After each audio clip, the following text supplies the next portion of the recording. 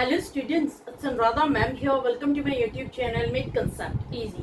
आज के video lecture में क्लास 12 साइकोलॉजी के चैप्टर 9 का लास्ट टॉपिक एक्सप्लेन करने जा रही हूँ, जो आपके सीयूईटी एग्जाम के लिए तो इम्पोर्टेंट है ही है।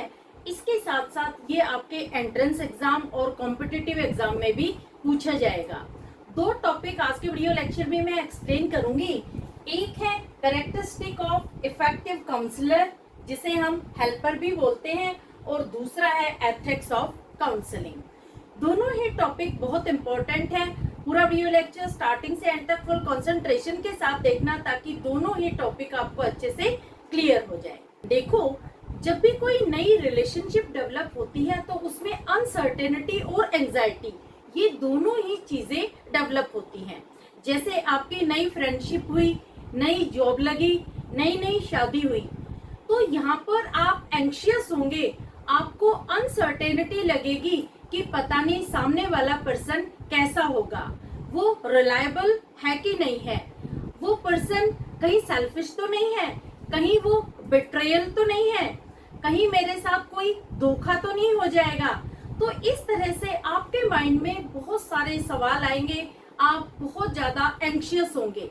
जब तक कि सामने वाला पर्सन आपको एंश्योर नहीं कर देता है, विश्वास नहीं दिला देता है कि वो आपके लिए पॉजिटिव एटीट्यूड रखता है, वो आपके लिए हेल्पफुल है, वो आपके लिए ट्रस्टवर्दी है, रिलायबल है, आप उस पर विश्वास कर सकते हैं। इसी तरह से जो काउंसलिंग सेशन स्टार्ट होता है काउंसलर और क्लाइंट के बीच में, तो क्लाइंट हमेशा वरीड होता है, एंग्शियस होता है, अनसर्टेन होता है काउंसलर के बारे में।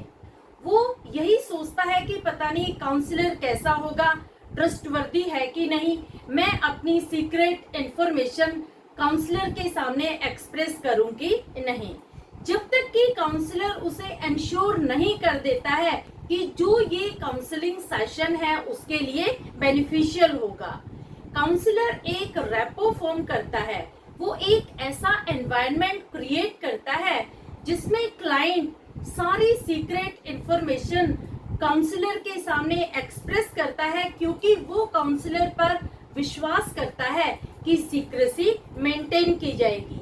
जो इंफॉर्मेशन वो काउंसलर के सामने एक्सप्रेस कर रहा है, काउंसलर उस इंफॉर्मेशन को कहीं भी डिस्क्लोज नहीं करेगा। क्लियर? अब देखो, जो काउंसलिंग सेशन स्टार्ट होता है काउंसलर और क्लाइंट के बीच में, तो इसका सक्सेस डिपेंड होता है काउंसलर की स्किल पर, काउंसलर की नॉलेज पर, काउंसलर की कॉम्पिटेंसी पर, कि काउंसलर कितना कॉम्पिटेंट है, कितना एक्सपर्ट है, कितना ट्रेंड है।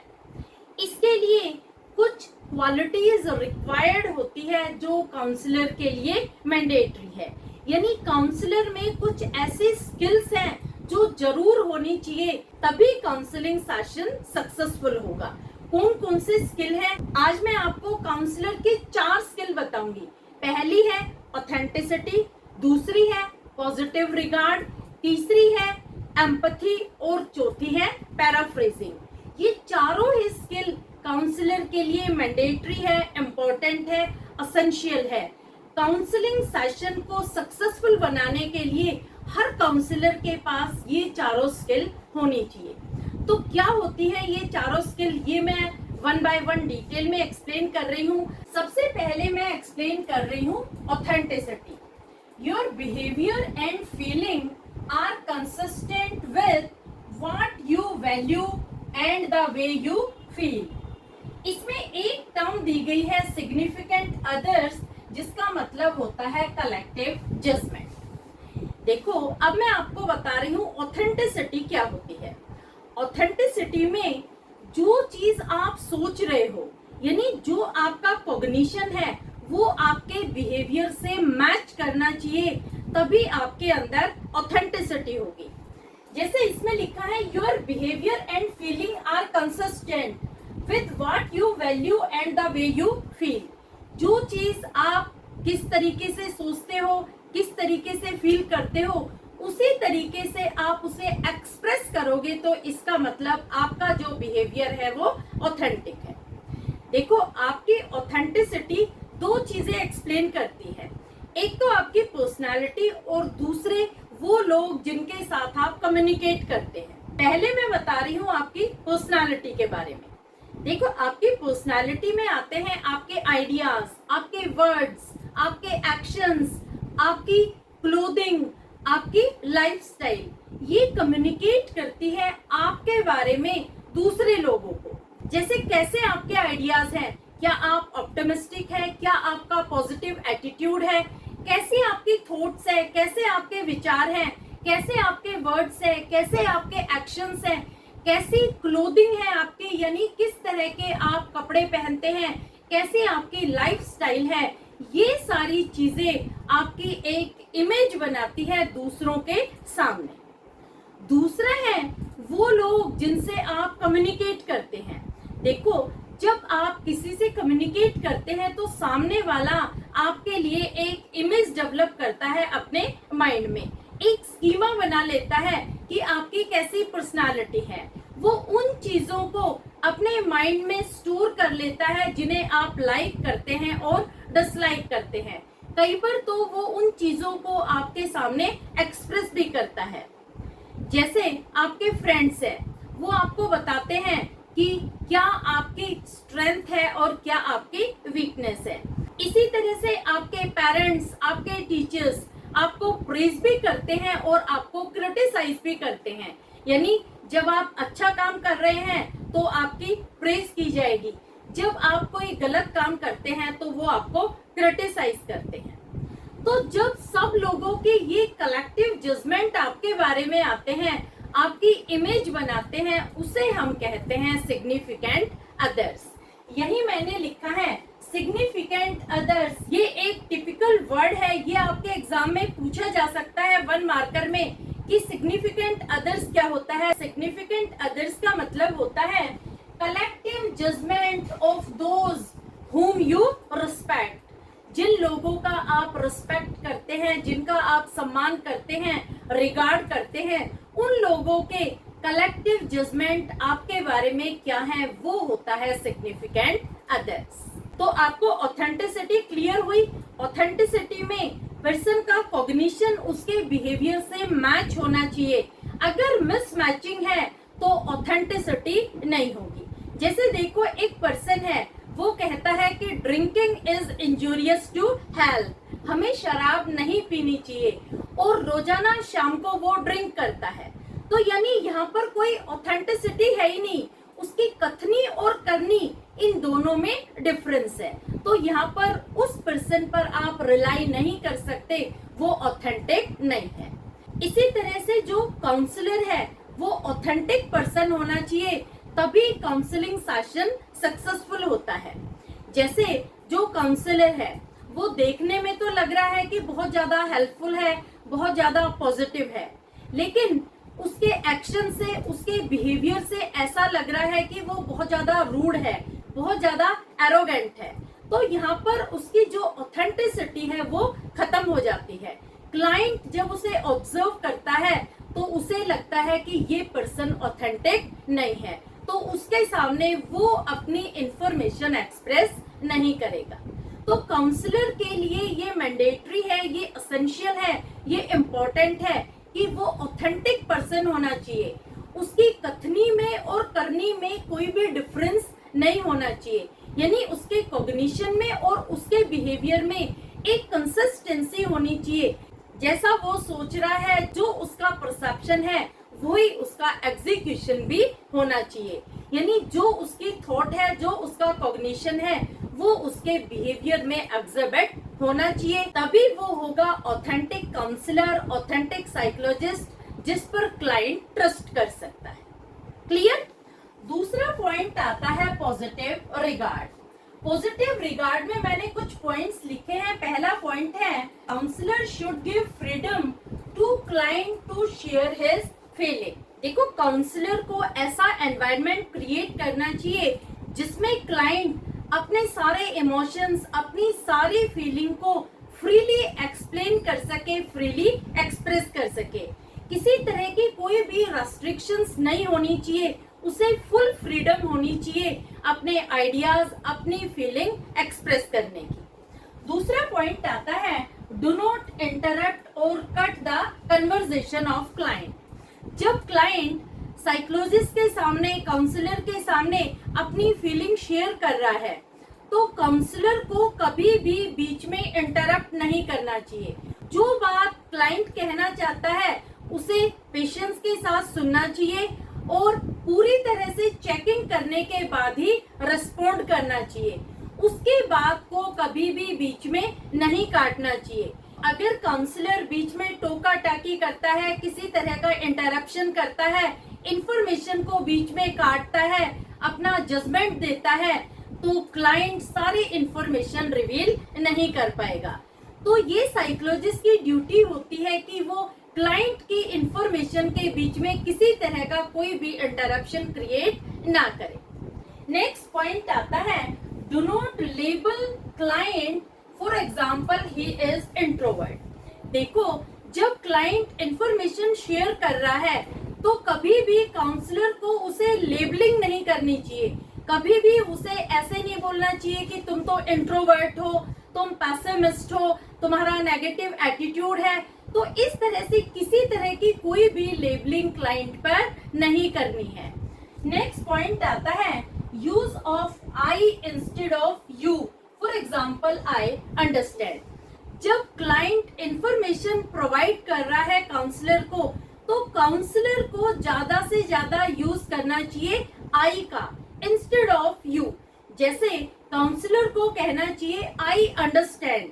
हर बात में जब काउंसलर इस तरह से रिस्पॉन्ड करता है कि मैं क्लाइंट की बात को समझता हूँ, जो क्लाइंट कह रहा है वो बिल्कुल सही है, तो क्लाइंट को विश्वास हो जाता है कि काउंसलर एक रिलायबल पर्सन है, वो मेरी मेंटल स्टेट को अच्छे से समझ रहा है, तो वो सारी इंफॉर्मेशन रिवील करेगा काउंसलर के साथ। क्लियर? तो पॉजिटिव रिगार्ड में यही होता है कि काउंसलर को क्लाइंट को एज इट इज एक्सेप्ट करना होता है, उसे पॉजिटिव रिगार्ड देना होता है। पॉजिटिव रिगार्ड का मतलब क्या हुआ कि क्लाइंट जैसा बता रहा है, जैसी इंफॉर्मेशन प्रोवाइड कर रहा है, उसको एज इट इज एक्सेप्ट करना है, बीच में इंटरप्ट नहीं करना है, किसी तरह की कोई लेबलिंग नहीं करनी है। उसके लिए एक ऐसा एनवायरनमेंट क्रिएट करना है जिसमें उसके पास फुल फ्रीडम हो अपनी इंफॉर्मेशन एक्सप्रेस करने के लिए। तो ये होता है पॉजिटिव रिगार्ड। ये मैंडेटरी है काउंसलर के लिए, क्योंकि जब वो काउंसलिंग सेशन स्टार्ट करता है तो अगर क्लाइंट को वो पॉजिटिव रिगार्ड नहीं देगा तो उसका काउंसलिंग सेशन कभी भी सक्सेसफुल नहीं होगा। तो दूसरा कैरेक्टरिस्टिक आता है काउंसलर का पॉजिटिव रिगार्ड। समझ में आ गया? अब मैं बता रही हूँ तीसरा characteristic, that is empathy. Empathy is putting oneself in client shoes and feeling like him। देखो, सिंपैथी और एम्पैथी ये दो डिफरेंट टर्म है, ये अलग अलग टर्म है, ये दोनों सेम नहीं है। जो साइकोलॉजिस्ट है, जो काउंसलर है, उसे एम्पैथेटिक होना बहुत जरूरी है, ना कि सिंपैथेटिक। एम्पैथेटिक में क्या होता है कि जो काउंसलर होता है वो अपने आप को क्लाइंट की सिचुएशन में रखता है और फिर वो प्रॉब्लम को एनालाइज करता है ताकि वो एक प्रॉपर सॉल्यूशन फाइंड आउट कर सके। उसका परसेप्शन बिल्कुल क्लाइंट की तरह से ही होता है, उसके फीलिंग्स, उसके थॉट्स, उसके इमोशन बिल्कुल वैसे ही होते हैं जैसा क्लाइंट सोचता है। यहाँ पर वो क्लाइंट पर कोई दया नहीं कर रहा है, वो अपनी ड्यूटी परफॉर्म कर रहा है, वो क्लाइंट की प्रॉब्लम को रिजोल्व करने के लिए अपने आप को क्लाइंट की सिचुएशन में प्लेस कर रहा है। लेकिन जो एम्पैथी होती है, इसमें पर्सन सामने वाले पर दया करता है, वो उसे दया का पात्र समझता है, उसकी हेल्प करके वो अपने आप को एक सेवियर, एक हेल्पर फील करता है। तो समझ आया आपको? काउंसलर को एम्पैथेटिक होना मैंडेटरी है, एसेंशियल है, इम्पोर्टेंट है, तभी वो अपने क्लाइंट की प्रॉब्लम को रिजॉल्व कर पाएगा। क्लियर? और लास्ट कैरेक्टरिस्टिक आता है पैराफ्रेजिंग।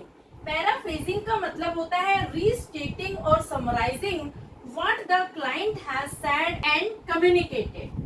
देखो, पैराफ्रेजिंग में क्या होता है कि जो काउंसलर है उसके अंदर ये स्किल होनी चाहिए, ये एबिलिटी होनी चाहिए कि वो क्लाइंट के आइडियाज को, क्लाइंट की इंफॉर्मेशन को समराइज कर सके, उसे रीस्टेट कर सके। ये तभी पॉसिबल हो सकता है जब काउंसलर क्लाइंट की हर चीज को माइन्यूटली ऑब्जर्व करता है, हर बात को बहुत ध्यान से सुनता है, हर चीज को बहुत ध्यान से ऑब्जर्व करता है, तभी वो पैराफ्रेज कर पाएगा, क्लाइंट की बात को रीस्टेट कर पाएगा, समराइज कर पाएगा। तो होपफुली चारों कैरेक्टरिस्टिक इफेक्टिव काउंसलर के आपको अच्छे से समझ में आ गए होंगे। कौन कौन से कैरेक्टरिस्टिक है? पहला कैरेक्टरिस्टिक आता है ऑथेंटिसिटी, दूसरा है पॉजिटिव रिगार्ड, तीसरा है एम्पैथी और चौथा है पैराफ्रेजिंग। क्लियर? अब मैं दूसरा टॉपिक बता रही हूँ, ethics of counselling. American psychological association, जिसे हम शॉर्ट में कहते हैं APA, has provided ethical code of conduct. देखो, एथिक्स ऑफ काउंसलिंग में कुछ ऐसे कोड ऑफ कंडक्ट हैं जिन्हें APA यानी अमेरिकन साइकोलॉजिकल एसोसिएशन ने प्रोवाइड किए हैं, जो हर साइकोलॉजिस्ट को फॉलो करने मैंडेटरी है। ये क्या क्या कोड ऑफ कंडक्ट है, ये सब मैं आपको इजीएस्ट मैनर में समझा रही हूँ। 5 कोड ऑफ कंडक्ट मैंने यहाँ लिखे हुए हैं, वन बाय वन मैं आपको एक्सप्लेन कर रही हूँ। पहला आता है, counsellor should have knowledge of professional rule, standard and guidelines. देखो, जो भी काउंसलर होता है उसे प्रोफेशनल क्राइटेरिया का पता होना चाहिए कि क्या नॉर्म्स है, क्या रूल्स है और क्या गाइडलाइंस है क्लिनिकल सेटिंग के। जब वो क्लाइंट को काउंसिल करता है तो उसे क्या क्या गाइडलाइंस फॉलो करनी है, क्या क्या नॉर्म्स फॉलो करने हैं, क्या क्या रूल्स एंड रेगुलेशंस फॉलो करने हैं, ये सब उसे अच्छे से पता होनी चाहिए। दूसरा पॉइंट आता है, ability to introspect and analyse his own attitude in the clinical setting. देखो, हर साइकोलॉजिस्ट के अंदर इंट्रोस्पेक्शन स्किल होनी चाहिए। इंट्रोस्पेक्शन स्किल का मतलब क्या होता है?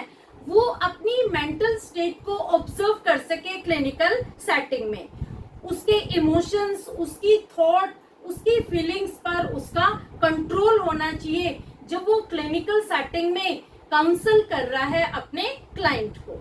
तो ये मैंडेटरी है हर काउंसलर के लिए कि उसके अंदर इंट्रोस्पेक्शन स्किल होनी चाहिए। तीसरा पॉइंट आता है, do not hesitate for consultation when faced with ethical issues. देखो, कई बार क्या होता है कि एथिकल इश्यूज, कुछ लीगल इश्यूज डेवलप हो जाते हैं, तो कभी भी काउंसलर को हेजिटेट नहीं करना चाहिए एक्सपर्ट एडवाइस लेने में। उसे कंसल्टेंसी जरूर लेनी चाहिए एक्सपर्ट से, ताकि वो प्रॉब्लम को इजीली रिजोल्व कर सके। ये भी एक कोड ऑफ कंडक्ट है जो हर साइकोलॉजिस्ट को पता होना चाहिए। नेक्स्ट पॉइंट आता है, practising assertiveness when it comes to ethical issues.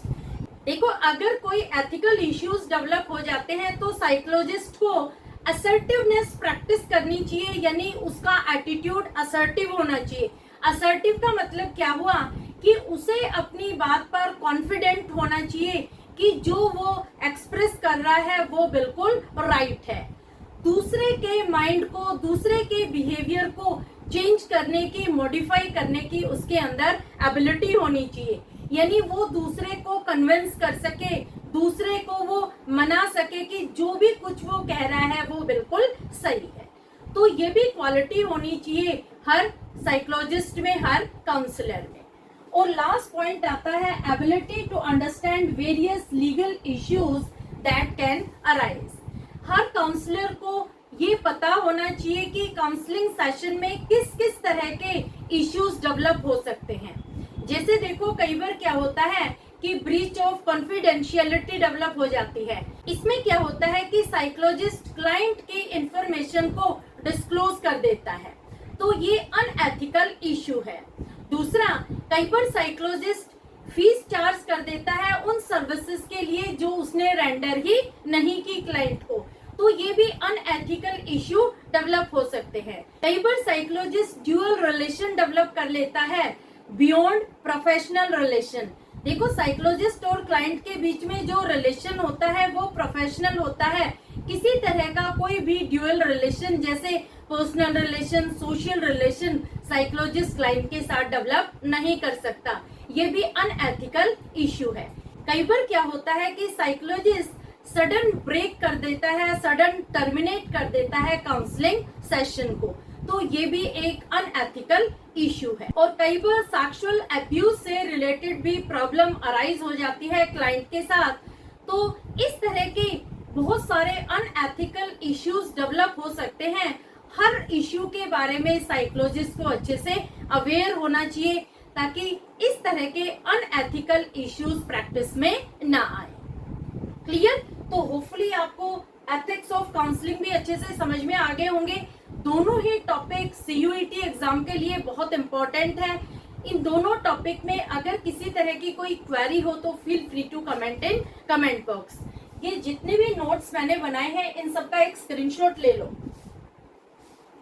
आज आपका चैप्टर 9 क्लास 12 का खत्म हो जाता है। देखो, ये जो चैप्टर 9 है ये सीबीएसई के लिए तो इम्पोर्टेंट नहीं है, लेकिन सीयूईटी के लिए ये बहुत इम्पोर्टेंट है क्योंकि सीयूईटी के सिलेबस में ये इंक्लूडेड है।